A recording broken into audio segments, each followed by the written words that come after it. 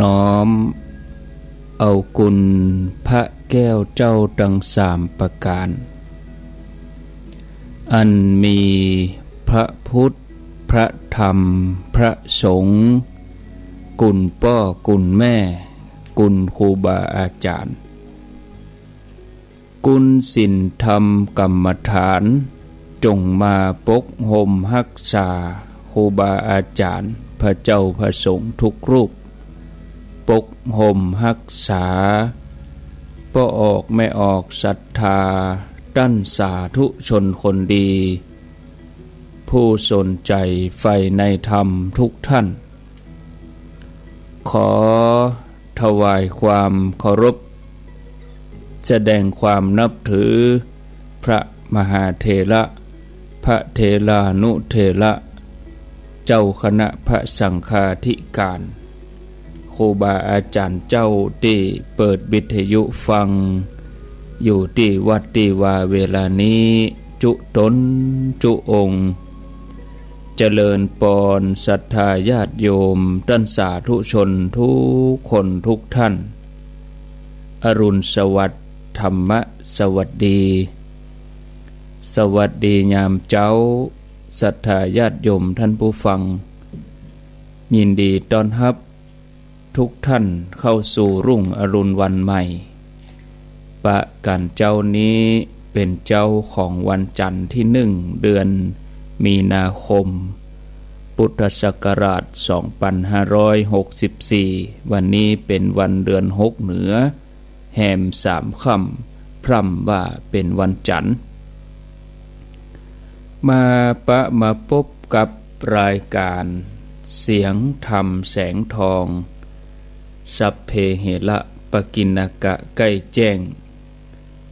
ดำเนินรายการโดยอัตมภาพพระครูอภิวัฒนวิกรม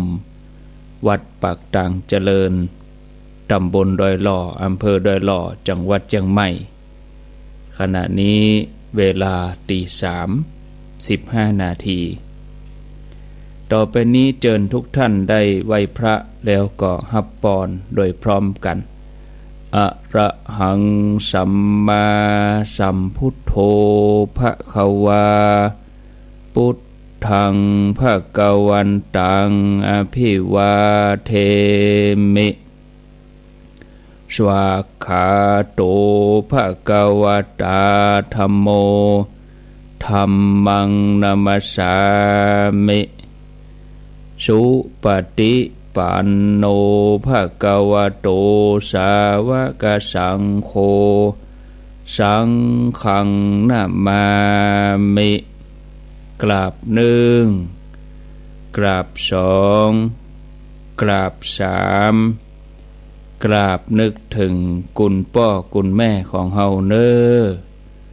กราบนึกถึงกุณครูบาอาจารย์กราบพระเรียบร้อยต่อนนี้ไปเชิญทุกท่านตั้งใจที่จะรับพรสัพปิติโยวิวัชชันตุสัพพะโลโกวินัสสันตุมาเตภวัตวันตรายโยสุขีทีคายุโกภวะอภิวาทานะสีลิสะนิจจัง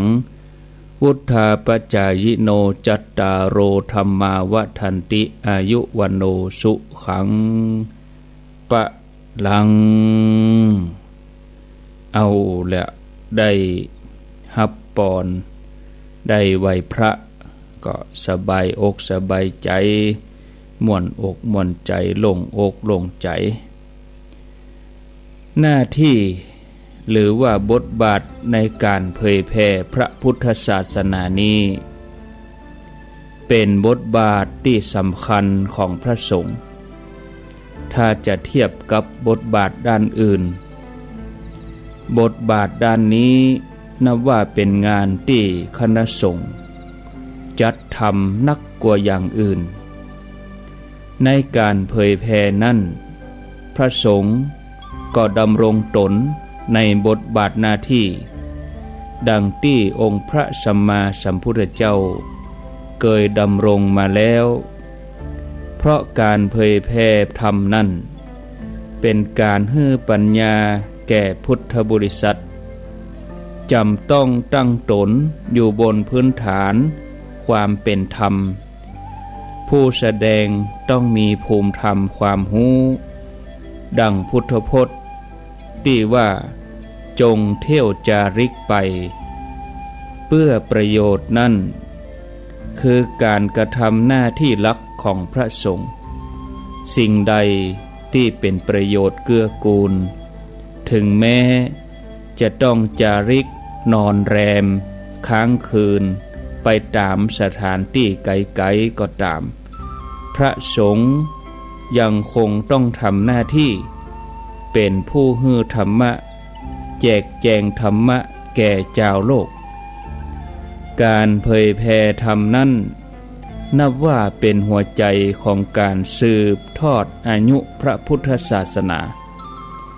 เป็นการแสดงเจตนาต่อพุทธประสงค์อย่างแท้จริงซึ่งพุทธองค์ตรัสฝากวัตถุประสงค์ที่สำคัญคือแก่อรหันต์เจ้าสาวก50 องค์ว่าภิกษุทั้งหลายพวกเธอจงเที่ยวจาริกเพื่อประโยชน์และความสุขแก่มหาชนคนหมู่มากเพื่ออนุเคราะห์โลกเพื่อประโยชน์เกื้อกูลความสุขแก่ทวยเทพและมนุษย์ญาติโยมท่านสาธุชนได้รับฟังรายการนี้เป็นประจำตั้งแต่วันจันทร์การพุธพฤหัสศุกร์เสาร์บ่มีวันหยุดสลับสับเปลี่ยนกันไปอาตมาภาพพระครูอภิวัฒนวิกรมวัดปักดังเจริญรับผิดชอบในวันอาทิตย์วันจันทร์วันการแล้วก็วันพุธส่วนวันพฤหัสศุกร์เสาร์ก็เป็นท่านชัยวัฒน์นาคเสโนถ้าเป็นช่วงเมื่อแรงเวลาบ่าย3ก็มีเฉพาะจันทร์ถึงศุกร์เว้นวันเสาร์วันอาทิตย์ส่วนภาคกลางคืนนี่ก็มีตลอด2 ทุ่มเป็นต้นไปครูบาอาจารย์สลับสับเปลี่ยนกันมาเผยแผ่ธรรมะให้ญาติโยมท่านทั้งหลายณที่สถานีวิทยุแห่งนี้สำหรับช่วงเจ้าอย่างนี้ก็มีหลายคลื่นหลายสถานีเป็นต้นว่า 104.50 สถานีวิทยุเพื่อการศึกษา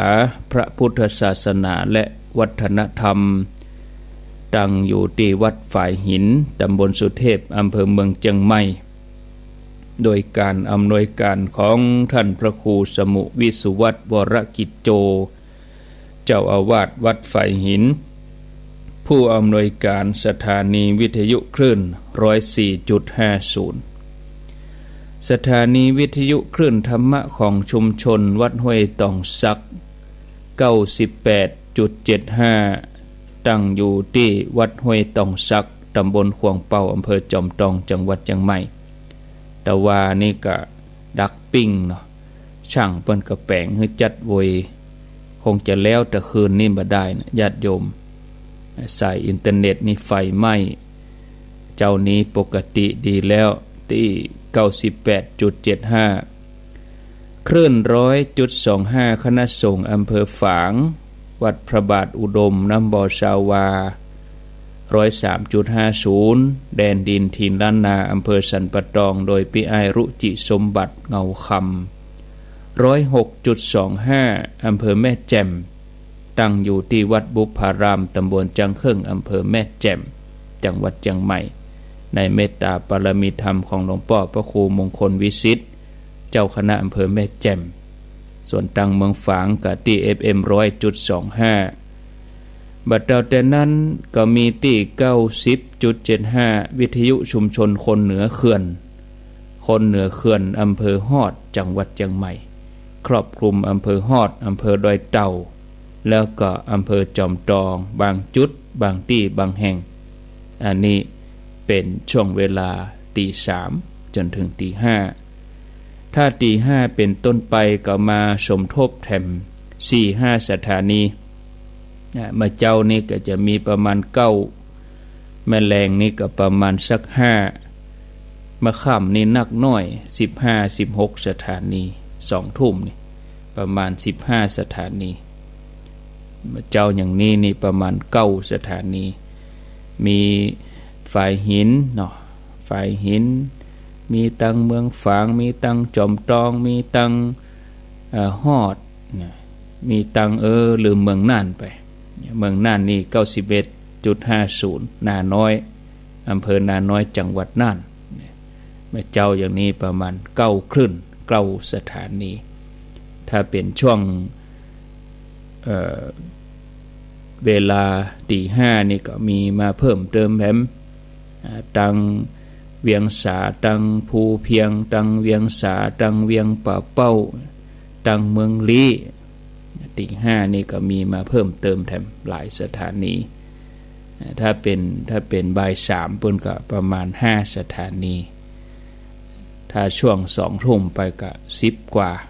15สถานีเพราะว่าออกดังเมืองพานออกดังพะเยาปุ่นตัวเนาะมาปะกันแล้วบ่เฮอได้ขาดแคลวเสียเวลาทำตั้งหลายมีใจเป็นใหญ่สำเร็จด้วยใจถ้าไผมีใจสะอาดบริสุทธิ์เป็นประจำก็จะส่งผลออกมาตั้งกายตั้งวาจาตั้งกรรมอู้ตั้งการกระทำก็สะอาดบริสุทธิ์ไปตุยเพราะการอู้การกระทำที่บริสุทธิ์ที่ดีงามนั้นเกิดขึ้นจากใจที่บริสุทธิ์ที่ดีงามเมื่อมีความบริสุทธิ์ความสุขก็ไหลเทมาฉะนั้นคนที่ปรารถนาความสุขความก้าวหน้าในชีวิตจำเป็นต้องฝึกฝนอบรมจิตตัวเองให้ผ่องใสสะอาดบริสุทธิ์การที่จะทำให้จิตสะอาดบริสุทธิ์บ่ให้มีขุ่นมัววิธีที่ดีที่สุดทำให้ใจเฮาพุทธผ่องคือการได้เจริญสมาธิภาวนามันฝึกฝนอบรมจิตใจให้ถูกต้องตามพุทธวิธีโดยการตั้งอกตั้งใจประพฤติปฏิบัติเข้าถึงรัตนตรัยเฮาในฐานะที่เป็นพุทธบริษัทเป็นสาวกขององค์พระสัมมาสัมพุทธเจ้าผู้เป็นอรหันต์ตรัสรู้เองโดยชอบที่ผ่านมานั่นเฮาถ้าจะได้ยินคำว่าพุทธานุภาพเฮาฮู้ถึงพระปัญญาธิคุณพระบริสุทธิคุณพระมหากรุณาธิคุณแม้กระทั่งพุทธคุณถึงเก้าอย่าง9ประการขององค์พระสัมมาสัมพุทธเจ้ามีอันอย่างพ่องเฮาทุกท่านก็ได้ยินได้ฟังกันมาพอสมควรแต่บางท่านก็อยากที่จะรู้ว่าในแต่ละวันพระศาสดาพระสัมมาสัมพุทธเจ้าของเฮาพระองค์ทำอันอย่างพ่องโดยเฉพาะตลอด45พรรษาของพระองค์ทรงใจเวลาให้ผ่านไปในการบำเพ็ญพุทธกิจอย่างใดสาธุชนท่านทั้งหลายในวันหนึ่งขององค์พระสัมมาสัมพุทธเจ้าของเฮาพระองค์ทรงบำเพ็ญกิจอยู่5อย่างเป็นกิจวัตรหลักที่พระองค์บำเพ็ญประโยชน์ตึงกลางวันตึงกลางคืนเป็นไปเพื่อประโยชน์สุขแก่บรรดาเหล่าเวนยสัตว์เพราะอัตตหิตประโยชน์คือประโยชน์ของพระองค์ที่เต็มเปี่ยมบริบูรณ์แล้วตั้งแต่ประทับนั่งอยู่ปืนต้นสีมหาโพธิ์ในวันเพ็ญ15ค่ำเดือน6ใต้เดือน8เหนืออันนั้นคือการขจัดกิเลสอาสวะให้หมดไปสิ้นไปออกจากจิตใจสร้างสันติสุขให้เกิดขึ้นแก่โลกอันเป็นพุทธกิจของพุทธเจ้าที่จะนำปาเหล่าสรรพสัตว์ทั้งหลายให้หลุดพ้นจากทุกข์ ในบรรดาพุทธกิจถึง5อย่างนั้น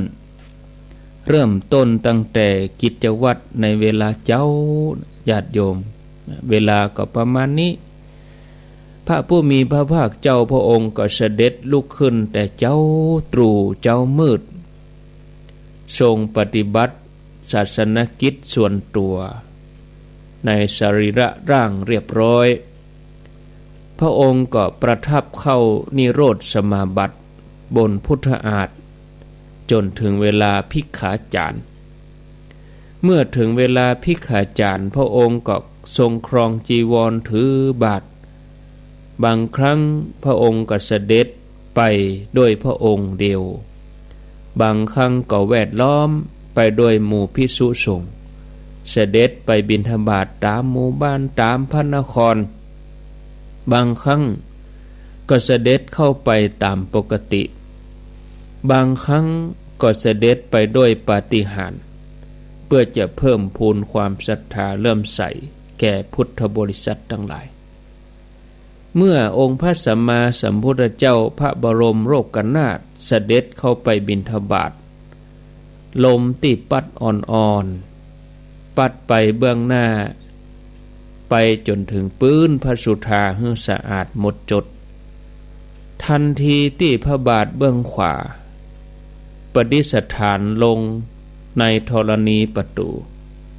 ชัพพันนรังสีก็เปล่งสว่างไสวแผ่ออกจากพุทธสรีระประดับในอากาศ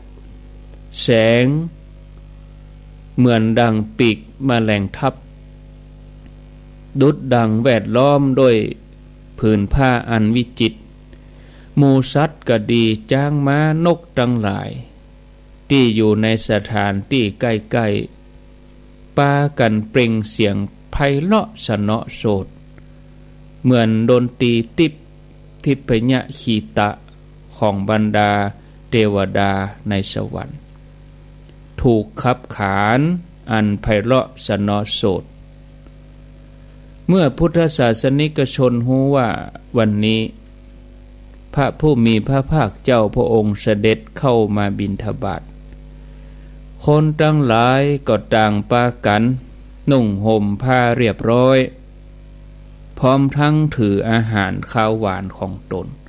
ดอกไม้ต่างๆออกจากบ้านเดินไปตามท้องถนนผู้คนปูจาพระพุทธเจ้าโดยเข้า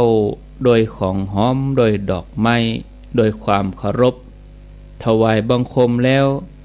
กราบทูลขอทรงว่าข้าแด่พระองค์ผู้เจริญขอพระองค์โปรดประทานภิกษุแก่หมู่ข้าพระองค์แล้วรับบิณฑบาตน้อมถวายบิณฑบาตด้วยความเคารพอย่างหลังจากที่ทำภัทกิจแล้วพระผู้มีพระภาคเจ้าพระองค์ก็ทรงเมตตาแสดงธรรมโปรดพุทธบริษัทให้ได้เข้าถึงธรรมเบื้องต้นก็ให้ทุกคนตั้งอยู่ในไตรสรณคมไตรสรณคมกันอย่างที่เฮาไหว้กันตะเกียพระพุทธพระธรรมพระสงฆ์มีพระพุทธพระธรรมพระสงฆ์เป็นสรณะเป็นที่ปึ้งจนเข้าถึงธรรมชั้นสูงขึ้นไปจากนั้นพระองค์ก็ลุกจากอาสนะเสด็จกลับพระวิหารเมื่อพระองค์บำเพ็ญพุทธกิจช่วงนี้แล้วพระองค์ก็ทรงประทานโอวาทแก่ภิกษุตามสมควรแก่จริตอัธยาศัยของภิกษุแต่ละรูปแต่ละตนพระองค์ทรงประทานกรรมฐานที่เหมาะแก่ภิกษุแต่ละรูปเมื่อภิกษุทั้งหลายรับเอาโอวาทแล้วก็กลับไปที่พักกลางวันของตัวเอง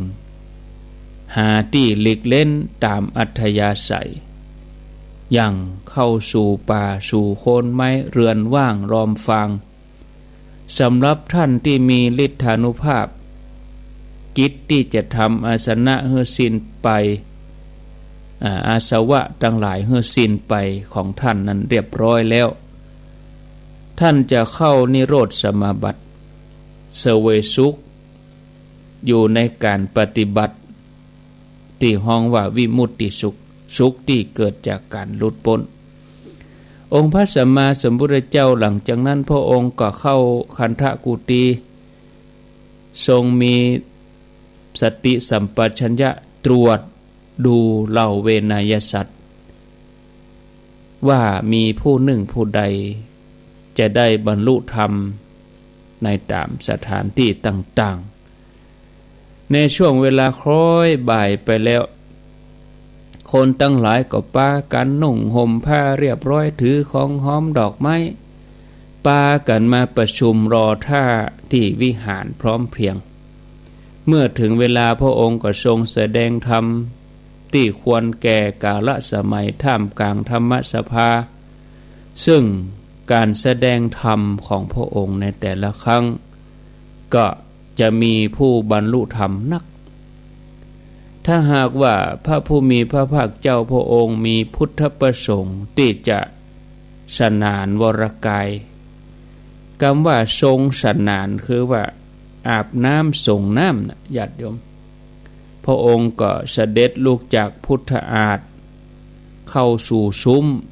สำหรับทรงสนานพระองค์ก็ส่งน้ำพระวรกายด้วยน้ำที่ภิกษุผู้เป็นพุทธอุปถากได้จัดถวายจากนั้นพระองค์จะเสด็จไปประทับบนพุทธอาฏในคันธกุฏีหลีกเล่นอยู่ลำพังพระองค์เดียวในช่วงค่ำภิกษุปากันมาเข้าเฝ้าเพื่อฟังธรรมถามปัญหาขอกรรมฐานตลอดตั้งแต่เมื่อแลงไปพระองค์ก็ให้โอวาทกับพระสงฆ์ที่มาซักถามปัญหาให้เต็มไปด้วยธรรมะกะอยู่ในราวถึงประมาณเวลา4 ทุ่มถึง4 ทุ่มอันนี้ก็สิ้นสุดปฐมยามเนาะเมื่อสิ้นสุดในปฐมยามหลังจากที่ภิกษุทั้งหลายได้บังคมทูลลาพระพุทธเจ้าแล้วเหล่าเทวดาก็มารอแถมญาติโยมเทวดาทั้งหลายหมื่นโลกธาตุก็จะปากันมาเข้าเฝ้าพระพุทธเจ้าเพื่อจะทูลถามปัญหาที่ตัวเก่าที่แต่ละตนแต่ละองค์ได้เกี่ยมมาเทวดาเปิ้นฮักในการฟังธรรมนักเนอะญาติโยมพระพุทธเจ้าเปิ้นก็ทรงเมตตาตอบปัญหาแก่เทวดาจนบรรลุธรรมกันนับบ่ถ้วนไปจนถึงฮอดปัจฉิมยามพระพุทธเจ้าพระองค์ทรงแบ่งเวลาออกเป็น3 ส่วนคือทรงยับยั้งอยู่ด้วยการเสด็จจงกรมเพื่อจะเปื้องความเมื่อยล้าแล้วก็ทรงนั่งแสดงธรรมตอบปัญหาเทวดาเป็นเวลาหลายชั่วโมงในส่วนที่2พระองค์เสด็จเข้าคันธกุฏีทรงมีพระสติพระสัมปชัญญะพระองค์ได้นอนสีหสยาตก็คือนอนแต่แข้งขวาพระองค์บรรทมใจเพียงเวลาบักกี่ชั่วโมงก็ทรงเสด็จลุกขึ้นซึ่งถือว่าเป็นช่วงเป็นช่วงที่3ของปัจฉิมยามเมื่อพระองค์ลุกขึ้นประทับนั่งแล้วทรงใจให้ภิกษุอุปถากได้ประพฤติปฏิบัติได้ปัดได้เพียวได้กวาดเรียบร้อยพุทธองค์ก็ทรงตรวจดูสัตว์โลกผู้ที่มีบุญญาธิการมีบารมีนักปอที่จะได้บรรลุธรรมแม้อยู่ไกลเท่าใดพระองค์ก็เสด็จไปโปรดให้ได้เข้าถึงธรรมอันเนี้ยญาติโยมเป็นพุทธกิจ5 ประการโดยย่อ ขององค์เสด็จป่อสัมมาสัมพุทธเจ้าของเฮาท่านผู้ฟังญาติโยมทั้งหลายเฮาจะหันว่าตลอดระยะเวลา45 พรรษาแห่งการอุบัติเกิดขึ้นของพระสัมมาสัมพุทธเจ้านั้นเป็นไปเพื่อประโยชน์สุขของมหาชนทั้งหลายอย่าให้สรรพสัตว์ทั้งหลายได้หลุดพ้นจากความมืดคืออวิชชาได้ดื่มด่ำรสพระธรรมอมตะธรรมหลุดพ้นจากการเวียนว่ายตายเกิดในสังสารวัฏนักมากมายนับบ่ถ้วนก็อย่าให้พุทธศาสนาปักหลักตั้งมั่นจนกระทั่ง2,000 กว่าปีเป็นมรดกตกมาถึงเฮาทั้งหลายนี่ญาติโยมเพราะว่าเนี่ยเพราะว่าพระองค์รู้จักบริหารเวลาแล้วก็ใจเวลาที่ผ่านไปนั้นให้เกิดประโยชน์สูงสุดสมควรแล้วที่เฮาทั้งหลายในฐานะที่เป็นพุทธบริษัทเฮาจะเทิดทูนบูชากราบไหว้องค์พระสัมมาสัมพุทธเจ้าปฏิบัติบูชาคือหาโอกาสปฏิบัติธรรมนอกจากที่เฮาจะทานถวายอามิสบูชาแล้วเฮาก็จะต้องมีการปฏิบัติบูชาไปด้วยท่านผู้ฟังญาติโยมท่านสาธุชนท่านทั้งหลายคือประพฤติปฏิบัติกันไปอย่างนี้เพื่อความดีความงามเพื่อความสุขเพื่อประโยชน์แล้วก็เพื่อเฮาทั้งหลายจะได้เข้าถึงธรรมะขององค์พระสัมมาสัมพุทธเจ้าได้ด้วยท่านผู้ฟังญาติโยมท่านสาธุชนท่านทั้งหลายก็ขออนุโมทนาในกุศลเจตนาของศรัทธาญาติโยมที่ตั้งอกตั้งใจเนาะถึงเวลาก็เปิดวิทยุฟังรายการธรรมะถึงเวลาก็เปิดมาฟังกันเป็นประจำกูเจ้าตั้งแต่เวลาตี 3จนถึงเวลา24 ชั่วโมงบางสถานีนี่เปิด24 ชั่วโมงบางสถานีก็ปิดเที่ยงคืนตี 1ตี 2ไปสำหรับรายการตี 3นี่จะพยายามรักษามนต์เสน่ห์คือเน้นรายการสดถ้าบ่จำเป็นนี่ก็บ่มีเทปสุดเหตุสุดวิสัยแต่ว่าถ้ามียังบ่ขัดข้องก็จะเป็นรายการสดเนาะอาตมาก็พยายามจัดสรรปันเวลาก็จะซอยเวลาตัวเองให้เหลือน้อยไปอย่างวันจันทร์นี่ก็ปกติก็ได้อยู่2 ชั่วโมงแล้วก็ไปต่อชั่วโมงที่3ตี 5ช่วงตี 4ถึงตี 5นี่ก็ได้พักแค่ชั่วโมงเอาธรรมะภาคภาษาไทยใหญ่ตุลุงโอเปิ้นก็เข้ามา1 ชั่วโมงอาตมาก็พักชั่วโมงแล้วก็ตี 5เขาก็มาปะกันแถมวันนี้ตี 5ก็จะมาต่อเนื่องจากว่าค้างไว้เนาะพระเดชพระคุณท่านเจ้าคุณพระสุวรรณเมธีท่านคงจะมีธุระอยู่อาตมาก็จะทำหน้าที่ประคับประคองเวลาวันนี้ก็ได้ฟังเรื่องราวที่เล่าค้างไว้คงจะต่อเนื่องไปนะวันนี้แต่ต้องเล่าตี 5พุ่นก่อนเพราะว่ากระเดียวหมู่เวียงเป้าเขาบ่ได้ยินเหมะตี 5นี่เฮาได้ยินพร้อมกันศรัทธาญาติโยมท่านทั้งหลายส่วนเมื่อค่ำยามแลงนี่ก็ถ้าว่าบ่มีอันยังติดขัดก็จึงได้มาปะกันเว้นเสียแต่ว่ามีภารกิจอย่างยกตัวอย่างอย่างวันที่3ก็คือวันฮือเนี่ยวันฮือนี่อาตมาเขาจะเดินทางไปเวียงป่าเป้าก็เวลาเข้ารายการพอดีบ่าย 3เนี่ยก็คงจะฝากท่านชัยวัฒน์ไว้รายการในบ่าย 3วันที่3ออกเดินทางไปบรรยายธรรมงานเข้ากรรมคณะสงฆ์อำเภอเวียงป่าเป้า พร้อมกับข้าราชการกำนันผู้ใหญ่บ้านพุทธศาสนิกชนเพิ่นจัดให้มีงานเข้ากรรมที่ว่าการอำเภอวันที่3คืนที่3เป็นคืนสุดท้ายอาตมาเขาก็จะไปกันอยู่หลายตนอยู่เบดนี้จวนกันไว้ก็ประมาณ6ตนบรรยายธรรมกับตนใน10นาทีกับ60นาทีก็จบไปพอดี1ชั่วโมงพอดีเนาะถ้าตนเดียวนี่เอายังเหมือนกันนะ เอาไปด้วยกันนี่มันม่วนดีตนใน10นาทีก็คงพอดีเนาะศรัทธาญาติโยมเรื่องธรรมะคงจะพอดีอู้กันหลายนี่มันม่วนดีนะอู้ตนเดียวนี่มันนานแล้วเหมือนกันอู้หลายตนใน10นาที10นาทีนี่ม่วน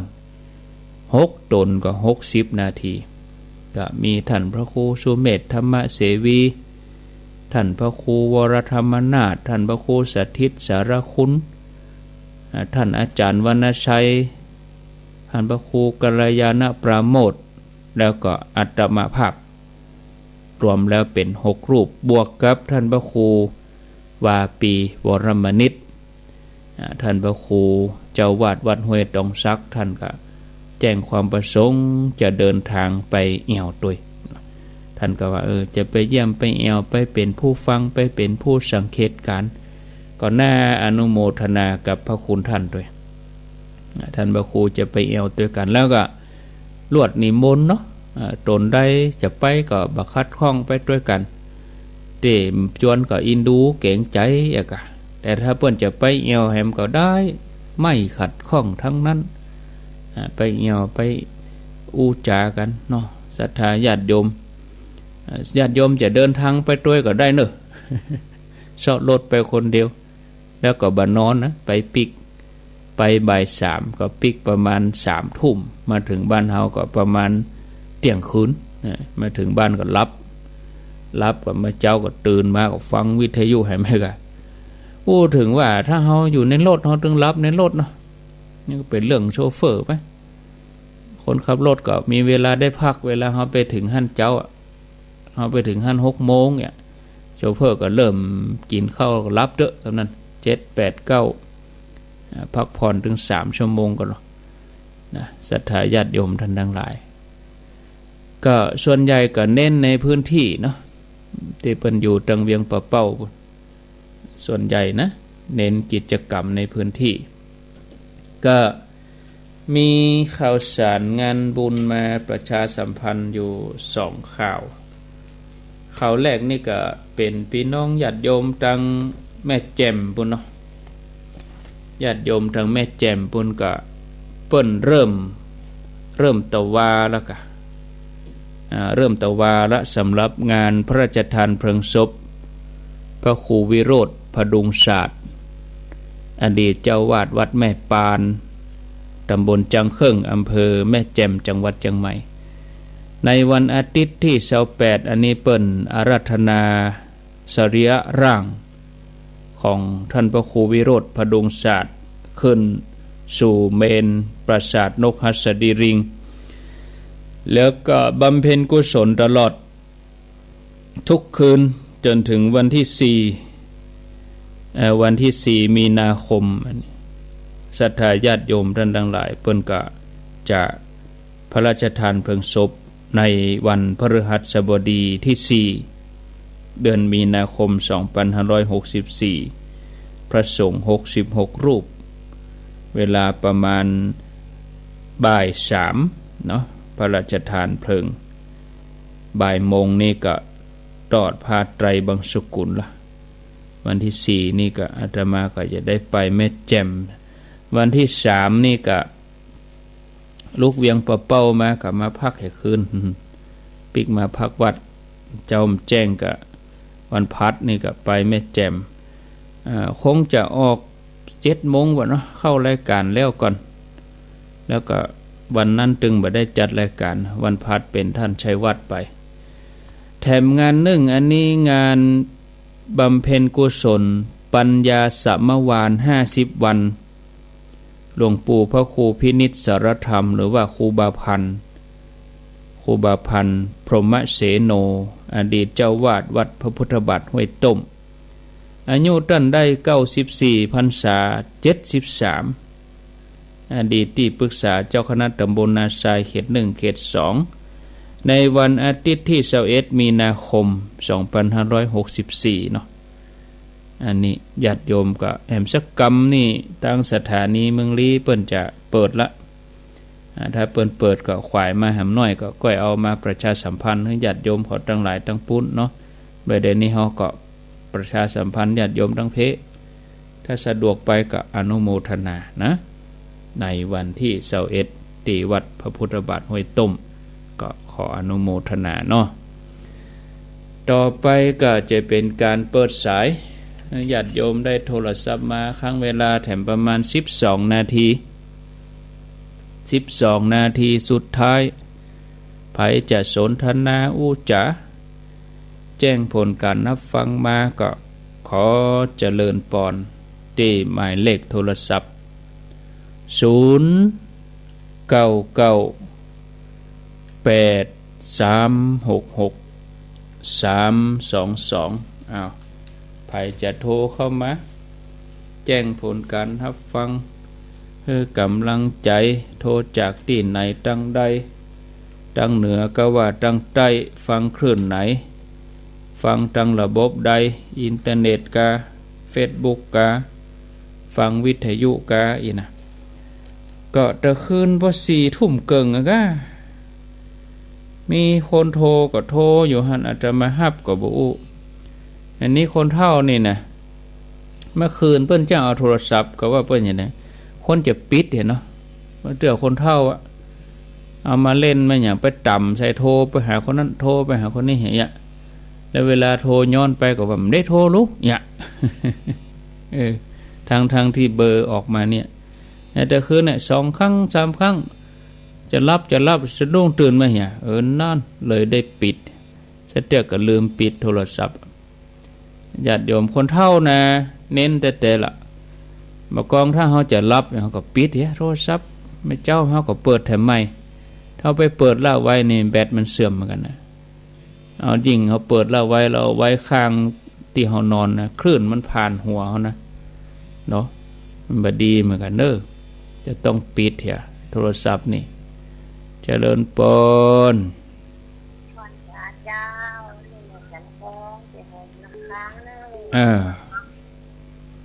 แม่จะได้แม่จันฟอง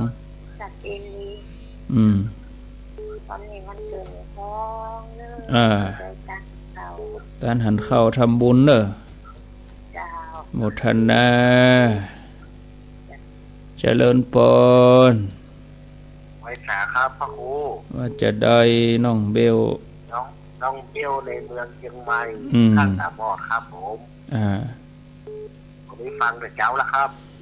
ดีละอนุโมทนาใจที่ได้ฟังพระครูโดยเนิ่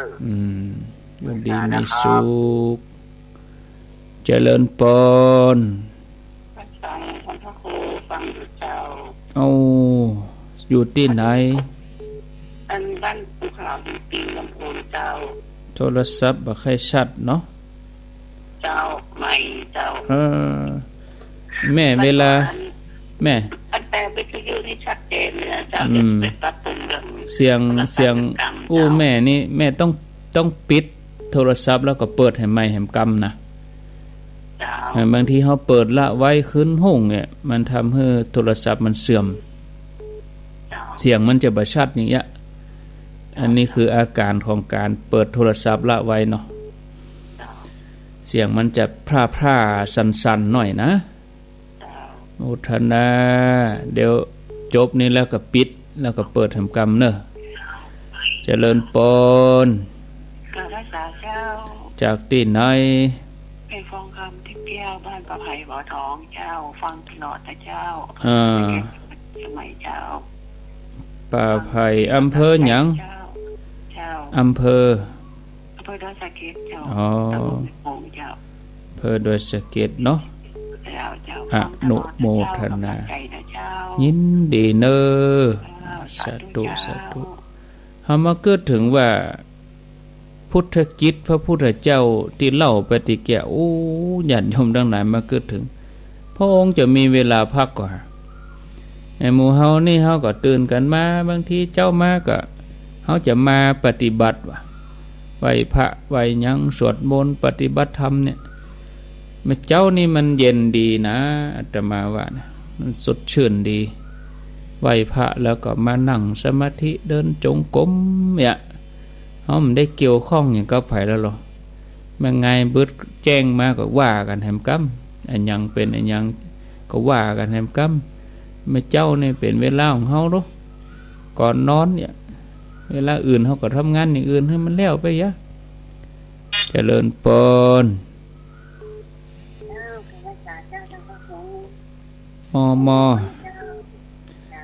มเมืองฝางแม่ปราณีโมทนาแม่ปราณีมณีจรเจริญพรเจ้ากราบไหว้เจ้าท่านพระครูแม่สายพินตงซานเจ้าฟังอยู่เนอะฟังคลื่นอย่างนี้แม่สายพิน106เจ้า106มีลูก104ขึ้นฝ่ายหินเจ้า106มีเมื่อคืนก็เจ้าตอนกลางคืนเจ้า106มีเมื่อคืน104มีเมื่อเจ้าดูต่างฟังเนาะเจ้าเสียงดังฟังชัดดีเนอะท่านพระครูเนอะดีมีสุขโมทนาแม่สายพินเปิ้นอยู่ตุงซานเมืองปาน0998366322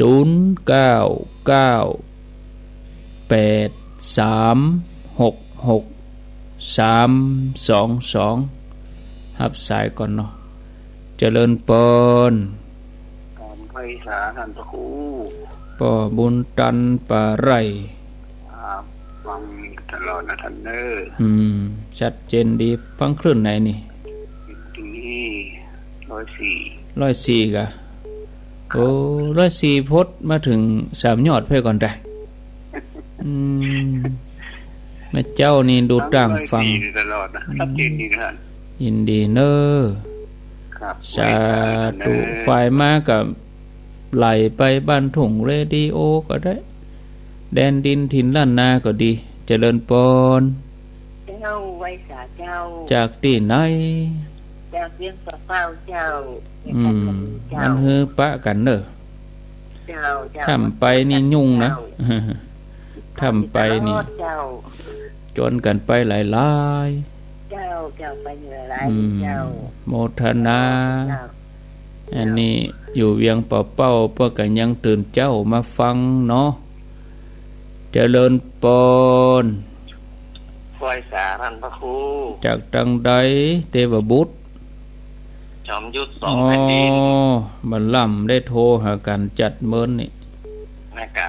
ฟังไม่สายพินวันนั้นไม่สายพินเพิ่นก็เอิ้นมาเปล่าได้ยินกันวันนี้เพิ่น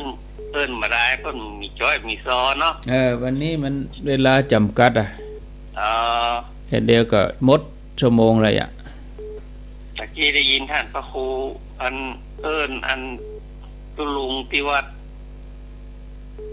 เขาอันลีเมื่อไหร่เขาเป็นอย่างเขา50 วันที่21วันที่50 วันเป็นยังไงทำบุญครบรอบ50 วันมรณภาพเปิ้นกะแต่เพิ่นบ่ได้อันนี้เป็นหนำได้เสียศพกันเนาะก็ครบ50 วันอยู่นี่เพิ่นปิดศพไว้เพิ่นจะปิดศพเนาะปิดมาแล้วแต่ครบทำบุญ50 วันครบรอบวันมรณภาพ50 วันครูบาพันธ์นี่เปิ้นมรณภาพได้50 วันแล้วลูกแล้วก็ประเด็นนี้เปิ้นจะทำบุญเนี่ยก็ทำบุญ50 วันวันเดียวนะกันก็วันเดียวแล้วกันวันที่21มีนาทำบุญครบรอบวันมรณภาพครบ50 วันของการมรณภาพวันเดียวเท่านั้นวันเดียวแล้วกันวันเดียวก็ครบวันนั้นวันนี้เหรอ21นะ21มีนา21มีนา21มีนาวันอาทิตย์ผู้วันฮือเลยกันเนาะก่อนเลือกตั้งเลยกันอันนี้ก็แฮม2 ติดก่อนกะกับ2 ติด21มีนาเนาะ ไปอย่าทำพิธีเมื่อไหร่โหทำพิธีเมื่อใดก็วันที่21นะนะครับถ้าทำพิธีตอนเช้าแน่นอนทั้งวันเลยกะวันค่ำไงเขาก็ไปไหว้ไปสาส่วนพิธีแต่ก็ก่อนเพลนะกะก่อนเพลจะได้ถามญาติโยมมาเอารถตู้ไปสักกันถ้าเราครูที่ไปแน่นอนเนาะไปกะปะกันปูนโมทนาเนอะเจดีสองแผ่นดินพูดหรอใจเย็นๆมาต้องฟังรอฟังวิทยุอย่างเดียวเย็นไว้ได้ไปแน่นอนมาต้องฟังมันขี่คายดีๆเดี๋ยวก่อนน่ากะยินดีเนอะ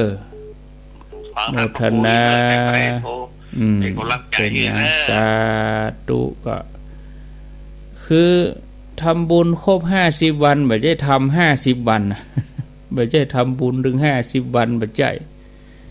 ง่ายๆคือครบ50 วันครบรอบวันตายนะกะคือเปิ้นมรณภาพได้50 วันเหรอครูบาพันธ์ไม่ใช่ครูบาวงนะครูบาวงนี่ชัยยวงศาพัฒนานั่นแถมตนแต่ครูบาพันธ์นี่คือพระครูพินิจสารธรรมนี่เป็นอดีตเจ้าวาดองค์ปัจจุบันนี่นะครูบาพันธ์อายุ94ละเปิ้นมรณภาพได้50 วันจะครบวันที่21 มีนาบางทีก็เข้าใจผิดเนาะครูบาวง